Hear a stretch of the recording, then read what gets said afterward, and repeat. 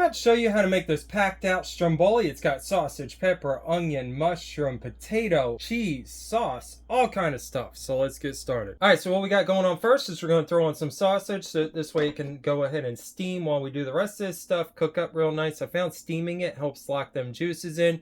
Makes the casing nice and firm so it pops. It doesn't have that chewy texture and stuff to it. And it cooks it real well. We're going to let the dough that came out of the refrigerator warm up and proof right here. Got some potatoes, pepper, onion, some mushrooms, which cut up real nice on the egg slicer. You can see the slices we get, especially if they're nice, fresh, and firm. You can really slice through them real well. I was going to use a mandolin for this stuff, but we'll just cut it real quick with a knife. So let's get that sausage on and start going. So we're going to slice up our potatoes. The kids want the skin on.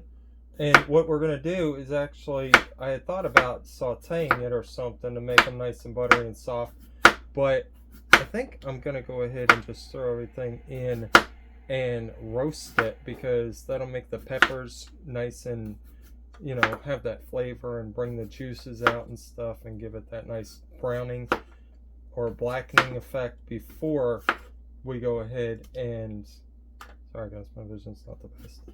Give it that nice blackening effect before we throw it inside there.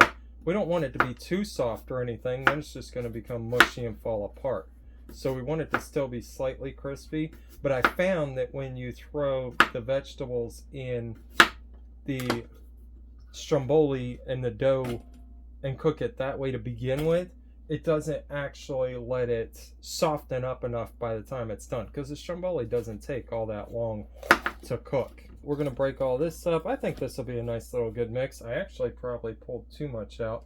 The mushrooms though, like I said with this, watch how easy. I really, man, that onion's getting to me. I really love this egg slicer for this.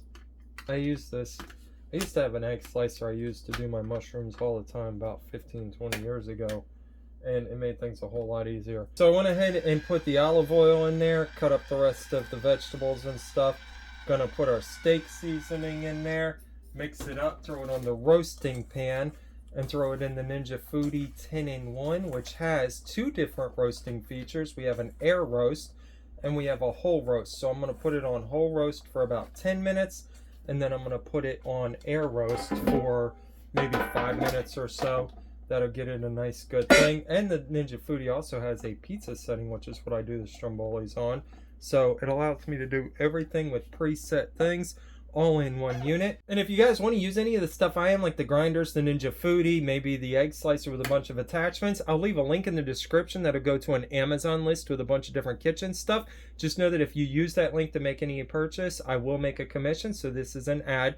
Now let's get back to the cooking. Whole roast, 10 minutes, 350. Then we'll do an air roast for 5 minutes, around 400. Should turn out real nice. Let's check it out. Sausage has had some time to set and rest a little bit.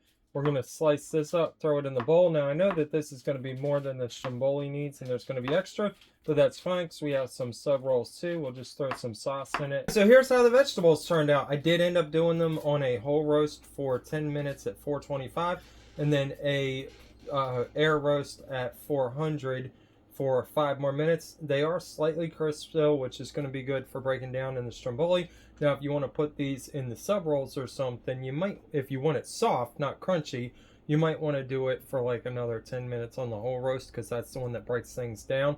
But it's good enough for what we need. We're going to move on to rolling the dough out. Now, I did have to make some fresh dough because I screwed up something on the other one. But all you want to do is roll it till it's about 1/4 of the way thick. And then we want it maybe around, this is probably going to be more than we need actually. But then you want it around 10 inches by 8, I think. I don't know. I just usually make it to what I feel I need for the actual meal. Yeah, that's going to be too thick. But when my table moves on me, because I have to get locking wheels for it. It's got regular wheels on it, so just bear with the camera for a minute. But we're going to roll it out like this. You can hear the popping from the yeast. And then we want to put some sauce on it.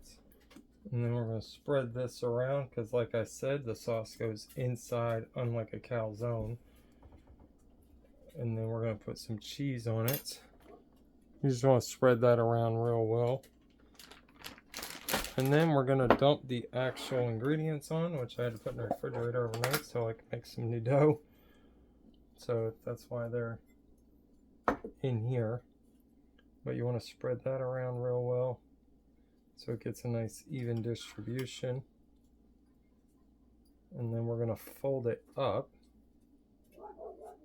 Probably too, we need to go further down. Go further up a little bit. There we go. Then you want to fold it up like so.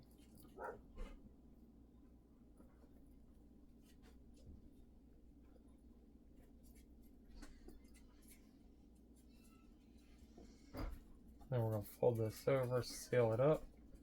You want to seal the ends of it, and then we're going to put it on a greased pan. Or you could put it on a pizza pan or just a rack or whatever you want, but I always put it on a pan. So we're going to throw it in the oven for about 18 to 20 minutes. Now we have a pizza setting on the Ninja. Yet again, another reason that we like it, because it does all the stuff we've been doing. But also, it's going to cook it that way. So your oven's going to vary. You can also put stuff on top if you want for like Parmesan cheese or even real cheese. But I'd wait till like 5 minutes before it comes out so you don't scorch it. And you can actually put cornmeal on the bottom like a pizza. It turns out real nice. I just happen to be out of cornmeal right now. So what we're going to do is take the sausage that's left over, put some tomato sauce in there. Then we're going to throw all the vegetables and stuff in there. Mix it up real good, and then we're going to simmer this for a little bit to get it all blended together and make it nice and soft. And then, not too soft for us, but, you know, soften it up a little bit more than it came out of the roasting pan. And we're going to throw this in the sub rolls. You can see how it's done and how big it turned out. It's going to be really nice. So let's take a nice sharp knife, cut through, and then look at that. That's what you want right there. So if you guys want to get any of that stuff, like I said, I'll leave links in the description. Just don't make a small commission. And if you like this video, watch this one to see how I made the dough.